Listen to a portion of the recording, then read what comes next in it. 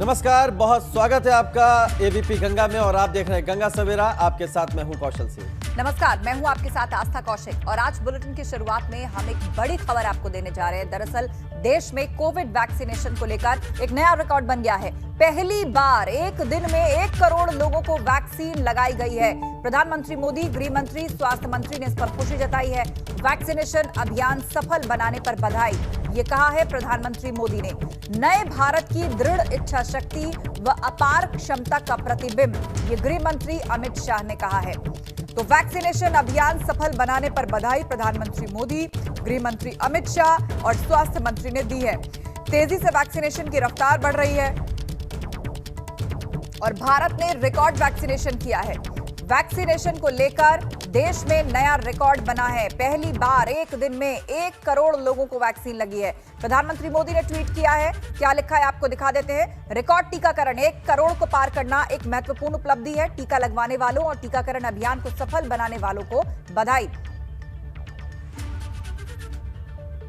गृह मंत्री अमित शाह ने ट्वीट किया है, एक दिन में 1 करोड़ वैक्सीन। यह आंकड़ा नए भारत की दृढ़ इच्छा शक्ति व अपार क्षमता का प्रतिबिंब है। एक दूरदर्शी व कर्मठ नेतृत्व से कैसे एक देश कोरोना से सफल लड़ाई लड़ते हैं, पूरे विश्व में उदाहरण स्थापित कर सकता है। यह प्रधानमंत्री मोदी जी के नेतृत्व वाले नए भारत ने दुनिया को दिखाया है।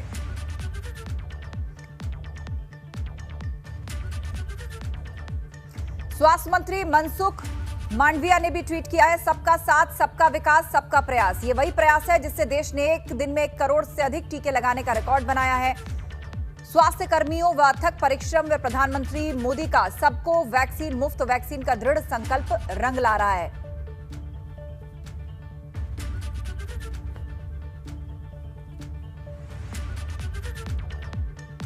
और इसी से जुड़ी एक और बड़ी खबर आपको बता दें, कोविड वैक्सीनेशन को लेकर यूपी ने भी रिकॉर्ड बनाया है। एक दिन में 28 लाख से ज्यादा वैक्सीन लगाने का उत्तर प्रदेश ने रिकॉर्ड बनाया है। कल उत्तर प्रदेश में ही देश में 1/4 वैक्सीनेशन हुआ। पहले 3 अगस्त को यूपी में 28 लाख वैक्सीन लगी थी। इस बार 28 लाख से ज्यादा वैक्सीनेशन के साथ नया रिकॉर्ड बनाया है।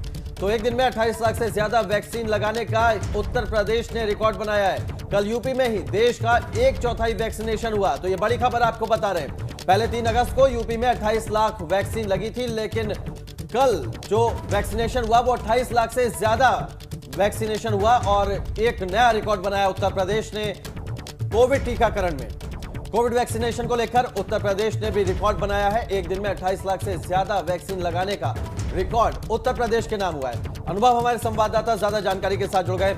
अनुभव, देश ने तो रिकॉर्ड बनाया ही, लेकिन उत्तर प्रदेश भी कहीं पीछे नहीं रहा। एक दिन में 28 लाख से ज्यादा लोगों को टीका लगा दिया कोविड वैक्सीन का। देखिए, बिल्कुल अगर देश में 1 करोड़ लोगों को टीका लगा तो उत्तर प्रदेश ने भी 28,60,000 से ज़्यादा लोगों को एक दिन में वैक्सीन लगा दी। और ये अपने आप में एक रिकॉर्ड है। रिकॉर्ड इसलिए है कि इतना टीका कहीं नहीं लगा किसी भी राज्य में। आप देखिए, इससे पहले 3 अगस्त को भी उत्तर प्रदेश में 28 लाख से ज़्यादा टीके लगे थे और वो भी एक महाअभियान था। लेकिन कल जिस तरीके से महाअभियान हुआ, क्योंकि कल देश का जो आंकड़ा है वो 1 करोड़ पहुँच गया और उसमें से 1/4 से भी ज़्यादा टीका जो है वो उत्तर प्रदेश में लगा है। लगातार यूपी सरकार की कोशिश यही है कि कैसे टीकाकरण सबका कर दिया जाए, क्योंकि तीसरी लहर की जो बात कही जा रही है, अगर कोरोना से बचाव में सबसे कारगर हथियार अगर कोई चीज़ है तो वो वैक्सीन है, वो टीका है। इसीलिए फोकस टीकाकरण पर है। सरकार लगातार कोशिश कर रही है कि हर महीने कम से कम 2 करोड़, 2.5 करोड़, 3 करोड़ लोगों को वैक्सीन लगाई जाए। और इसीलिए अभी तक इस महीने की अगर बात करें तो तकरीबन 1 करोड़ 40 लाख के आसपास जो वैक्सीन लगाई जा चुकी है। और कल का जो महाअभियान हुआ है उसमें भी उत्तर प्रदेश ने, हम कहें तो, सबसे ज़्यादा टीकाकरण करने की दिशा में काम किया है। लखनऊ की अगर बात करें तो 90,000 से ज़्यादा तो टीके लखनऊ में ही लगे हैं। इसी तरह अलग अलग शहरों में जो टीकाकरण था उसे एक लक्ष्य के साथ, एक लक्ष्य के तौर पर रखा गया था। यानी जहां पर मान लीजिए 20,000 टीके लगते थे तो उसे बढ़ाकर 3 4 गुना किया गया है। और यही वजह है कि उत्तर प्रदेश जो है वो देश में नंबर 1 है टीकाकरण अभियान में। अब तक सबसे ज़्यादा टीके अगर कहीं लगे तो वो उत्तर प्रदेश में लगे। बिल्कुल, एक बड़ा रिकॉर्ड बना है और ये आगे भी हो सकता है कि एक नया रिकॉर्ड फिर बने वैक्सीनेशन में। बहुत शुक्रिया, आप हमारे साथ बने रहिएगा। अनुभव, आगे भी खबरों पर आपका रुख करेंगे। चलिए अब पूर्वांचल की खबरों का रुख कर लेते हैं फटाफट अंदाज में। खबरों की शुरुआत करते हैं। यूपी में राजभर, ओवैसी और चंद्रशेखर के गठजोड़ को कैबिनेट मंत्री सतीश महाना ने एक्सपेरिमेंटल बताया। वाराणसी में सतीश महाना ने कहा, सपा, बसपा, कांग्रेस अस्तित्व विहीन है। पुलिस कस्टडी में मौत के मामले में इलाहाबाद हाईकोर्ट ने आरोपी की जमानत याचिका खारिज कर दी है। दरअसल मध्य प्रदेश की शहडोल पुलिस पर वाराणसी के संजय गुप्ता के अपहरण और हत्या का आरोप है। मामले में कोर्ट ने शहडोल में तैनात रहे कांस्टेबल शेर अली की जमानत अर्जी खारिज की है। जौनपुर के रनापुर गांव में पुलिस ने गैर इरादतन हत्या के आरोपी को जेल भेज दिया है। रास्ते के विवाद को लेकर मारपीट में घायल हुए शख्स की मौत हो गई थी। मामले में फरार चल रहे आरोपी को अब गिरफ्तार करके जेल भेज दिया गया है। गोरखपुर पुलिस ने युवतियों को जाल में फंसाने वाले ब्लैकमेलर को गिरफ्तार किया है। सोशल मीडिया पर यह आरोपी युवतियों को एयर होस्टेस बनाने का झांसा देकर अश्लील फोटो से ब्लैकमेल करता था। गाजीपुर के मचा गांव में 24 घंटे के अंदर दूसरी हत्या को अंजाम दिया गया। एक अधेड़ की धारदार हथियार से हत्या करके शव को ठिकाने लगाया गया। पुलिस मामले की जांच में जुटी है। फतेहपुर में चोरों ने मंदिर से 300 साल पुरानी बेशकीमती मूर्तियों पर हाथ साफ कर दिया, जिनका वजन करीब 50 किलो से ज्यादा बताया जा रहा है। पुलिस चोरों की तलाश में जुटी है। बस्ती में सरयू नदी कहर बरपा रही है। सरयू में बाढ़ के बाद कटान से किसानों की करीब 67 हेक्टेयर भूमि पानी में विलीन हो चुकी है। अब प्रभारी डीएम ने गांव में टीम भेजकर सर्वे कराया है। बचाव के उपाय किए जा रहे हैं।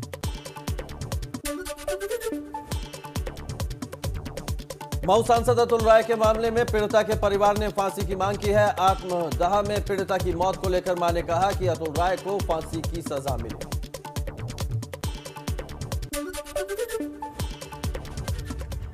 और अब बुलेटिन में आगे बढ़ते हैं। अगली खबर की ओर बढ़ते हैं। राष्ट्रपति रामनाथ कोविंद आज गोरखपुर दौरे पर रहेंगे। महामहिम सुबह 9:30 बजे लखनऊ से रवाना होंगे और 10:40 पर गोरखपुर एयरपोर्ट पर पहुंचेंगे।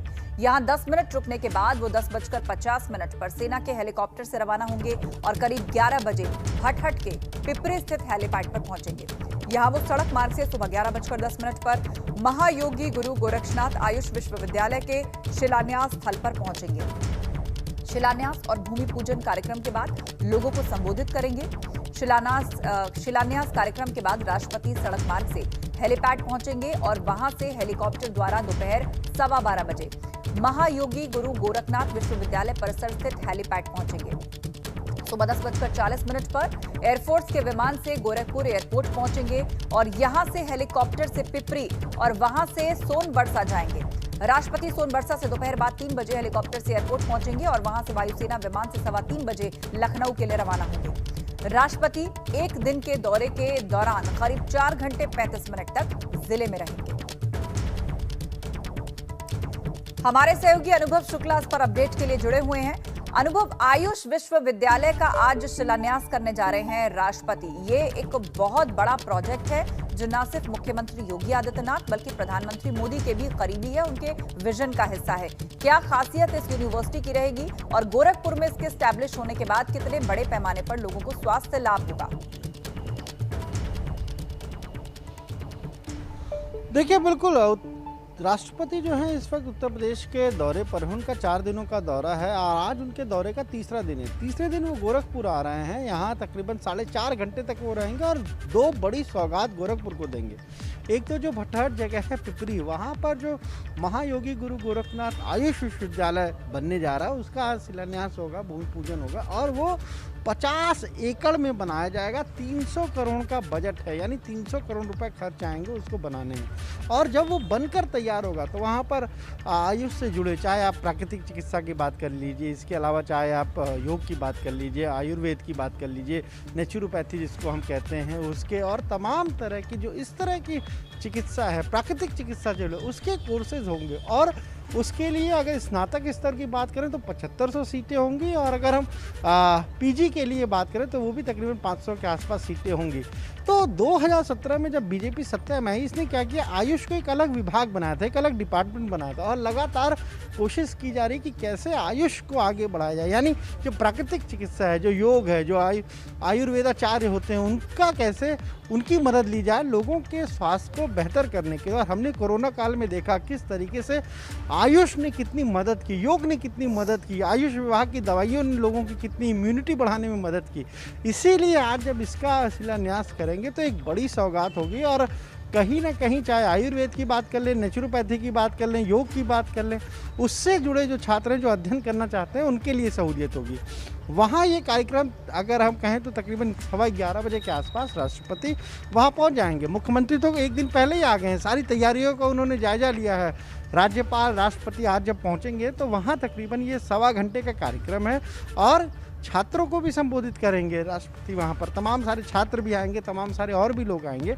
उसके बाद उनका एक दूसरा कार्यक्रम है, वो भी महायोगी गुरु गोरखनाथ विश्वविद्यालय का कार्यक्रम है, उद्घाटन है। तो उसमें भी इसी तरह से आयुर्वेद, प्राकृतिक चिकित्सा, नेचुरोपैथी, योग, इनसे जुड़ी जो हम कहें शिक्षा है वो दी जाएगी।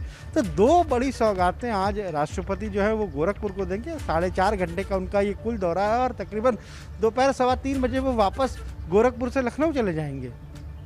जी हाँ, बिल्कुल, तकरीबन 4 घंटे तक वो इस दौरान जिले में रहेंगे और 2 बड़ी सौगातें, जैसा आप बता रहे हैं अनुभव, कि वो आज गोरखपुर ही नहीं उत्तर प्रदेश को ही लगभग देने के लिए जा रहे हैं। आप नजर बनाए रखिए। तो राष्ट्रपति का आज गोरखपुर दौरा है। 4 दिवसीय उत्तर प्रदेश के दौरे पर राष्ट्रपति हैं और आज वो गोरखपुर में रहेंगे। तो आज गोरखपुर दौरे के दौरान समय अनुसार आपको बता देते हैं, सुबह 9:35 पर लखनऊ एयरपोर्ट से वो प्रस्थान करेंगे। 10:25 पर गोरखपुर एयरपोर्ट उनका आगमन है। 10:55 पर महायोगी गुरु गोरखनाथ आयुष विश्वविद्यालय हेलीपैड आगमन है। राज्यपाल और मुख्यमंत्री द्वारा अगवानी उनकी यहां पर की जाएगी। 11:10 से 12 बजे तक महायोगी गुरु गोरखनाथ आयुष विश्वविद्यालय शिलान्यास कार्यक्रम यहां पर होना है। 11:45 पर राष्ट्रपति महोदय का भाषण है। 12:15 बजे प्रस्थान विश्वविद्यालय कैंपस। 12:50 पर अतिथि भवन पहुंचेंगे। 2:30 बजे महायोगी गोरखनाथ विश्वविद्यालय कैंपस में पहुंचेंगे। यहां पर राज्यपाल और मुख्यमंत्री द्वारा उनकी अगवानी की जाएगी। 2:30 बजे से 3:30 बजे तक महायोगी गोरखनाथ विश्वविद्यालय आधारशिला का कार्यक्रम रखा गया है। यहीं पर शिलान्यास करेंगे महामहिम। 3:10 पर राष्ट्रपति का भाषण होगा। 3:40 पर विश्वविद्यालय परिसर से उनका प्रस्थान। 4:10 पर गोरखपुर एयरपोर्ट से वो निकल जाएंगे। 5:15 बजे लखनऊ एयरपोर्ट पहुंचेंगे।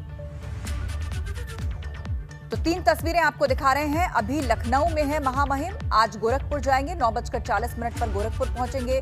सीएम योगी इस वक्त गोरखपुर में ही मौजूद हैं। सारी व्यवस्थाओं को, सारे इंतजामों को वो खुद देख रहे हैं। इसके अलावा कल अयोध्या जाने वाले हैं राष्ट्रपति, वहां भी जबरदस्त तैयारी चल रही है। महामहिम की अगवानी के लिए हर जगह मुख्यमंत्री और राज्यपाल भी पहुंच रहे हैं सभी महत्वपूर्ण कार्यक्रमों में।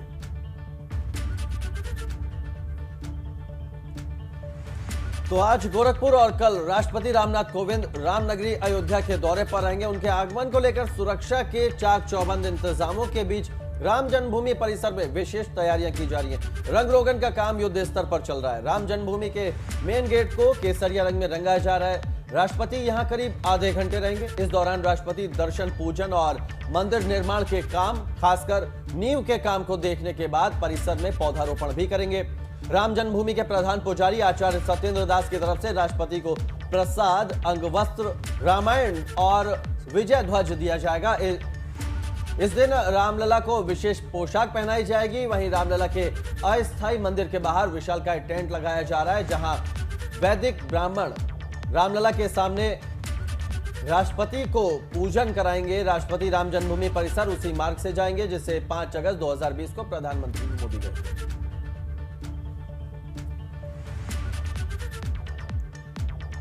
अयोध्या में राष्ट्रपति के आगमन को लेकर सुरक्षा के माकूल इंतजाम हैं। इसको लेकर सुरक्षा से जुड़े हुए सभी प्रबंध तंत्र लगातार सक्रिय हैं। एडीजी सुरक्षा बीके सिंह अयोध्या पहुंचे। उन्होंने रामकथा संग्रहालय में आला अधिकारियों के साथ मीटिंग की है और इसमें एडीजी जोन एसएन सावंत, वरिष्ठ पुलिस अधीक्षक अयोध्या, कमिश्नर अयोध्या समेत अयोध्या जिले के सभी सर्कल ऑफिसर्स, एसपी और एडिशनल एसपी मौजूद रहे।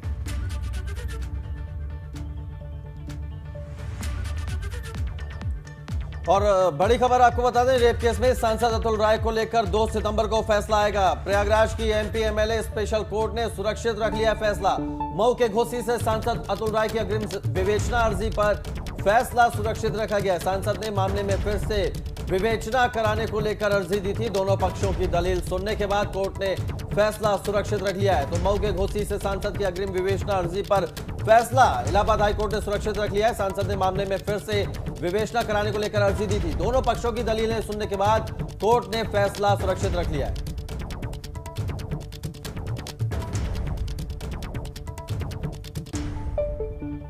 उधर मऊ रेप केस में पीड़िता की मां का दर्द छलका है। आत्मदाह के बाद पीड़िता की मौत के बाद मां ने आरोपी सांसद अतुल राय को फांसी दिए जाने की मांग की है और सिस्टम से अपनी बेटी के लिए इंसाफ की गुहार लगाई है। पीड़िता की आत्मदाह के बाद मौत हो चुकी है और उसके बाद अब अपनी बेटी के इंसाफ के लिए सांसद अतुल राय को फांसी की मांग की गई है। अतुल राय, क्या उसको भी किसी तरह का सजा मिले, फांसी की सजा हो, क्या मांग करेंगे आप? हम लोग फांसी की सजा मांग रहे हैं। किसके लिए? अतुल के लिए। अगर नहीं मिलता है, अगर सजा उस तरह नहीं मिलता है तब मैं। और एक बड़ी खबर ग्रेटर नोएडा से आ रही है। पेपर मिल कंपनी में भीषण आग लगी है। देर रात करीब 3 बजे पेपर मिल में यह भीषण आग लगी और आग पर काबू पाने के लिए फायर ब्रिगेड की गाड़ियां मौके पर पहुंची हैं। आग से लाखों रुपए के नुकसान की आशंका जताई जा रही है। आग कितनी भीषण है आपको दिखा रही तस्वीरों के जरिए। सीएफओ समेत भारी पुलिस फोर्स मौके पर है। कास्ता कोतवाली क्षेत्र के साय में यह घटना हुई है। आग पर काबू पाने के लिए फायर ब्रिगेड की गाड़ियां मौजूद हैं और आग कितनी भीषण है वो आपको इन तस्वीरों के जरिए हम दिखा रहे हैं। तो पेपर मिल कंपनी में यह भीषण आग लगी है। ग्रेटर नोएडा से यह बड़ी खबर आपको दिखा रहे हैं। तस्वीरें देखकर आप अंदाजा लगा सकते हैं कि आग कितनी भयानक है। फायर ब्रिगेड की कई गाड़ियां मौके पर मौजूद है और आग को बुझाने की कोशिश में जुटी हुई है। पेपर मिल कंपनी में यह आग लगी है। हालांकि आग लगने के कारण क्या है इसकी अभी जानकारी नहीं मिल पाई है। आग से लाखों रुपए का नुकसान हो गया है। फायर ब्रिगेड की कई गाड़ियां मौके पर मौजूद है।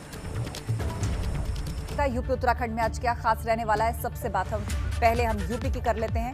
यूपी दौरे के तीसरे दिन गोरखपुर जाएंगे राष्ट्रपति। लखनऊ से सुबह 10:40 पर एयरपोर्ट पहुंचेंगे गोरखपुर के और गुरु गोरखनाथ आयुष विश्वविद्यालय का शिलान्यास करेंगे।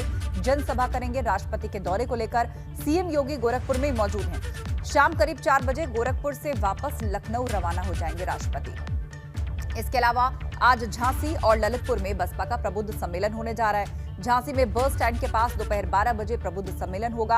आज प्रयागराज में बसपा का 1 दिवसीय कार्यकर्ता प्रशिक्षण शिविर होगा। बसपा के प्रशिक्षण शिविर में प्रदेश अध्यक्ष भीम राजभर और राज्यसभा सांसद अशोक सिद्धार्थ शामिल होंगे। आज से सपा की योग संदेश यात्रा मैनपुरी से शुरू होगी जो 15 सितंबर को चित्रकूट में खत्म होगी। पश्चिमी यूपी की सभी तहसीलों में रालोद का आज धरना प्रदर्शन है। किसानों की समस्याओं पर रालोद कार्यकर्ता आज प्रदर्शन करेंगे। आज किसान क्रांति दिवस मनाएगा राष्ट्रीय लोकदल। आज मुजफ्फरनगर के चिरौली में किसानों की पंचायत भी होगी। 5 सितंबर को महापंचायत को लेकर आज शाम 4 बजे पंचायत की जाएगी। आज वापस सपा का दामन थामेंगे पूर्व मंत्री अंबिका चौधरी। सपा से बसपा में गए पूर्व मंत्री अंबिका की अब समाजवादी पार्टी में वापसी हो रही है। सुबह 11 बजे सपा के प्रदेश मुख्यालय पर वो पार्टी ज्वाइन कर लेंगे।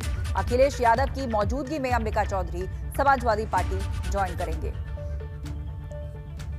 चलिए अब बताते हैं कि आज उत्तराखंड में क्या कुछ खास रहने वाला है। उत्तराखंड विधानसभा के मानसून सत्र का आज आखिरी दिन है। आज उत्तराखंड के विधानसभा के सदन में सतत विकास लक्ष्य पर चर्चा होगी। विधानसभा अध्यक्ष प्रेमचंद अग्रवाल ने विपक्ष के विधायकों से भी सदन में रहने की अपील की है।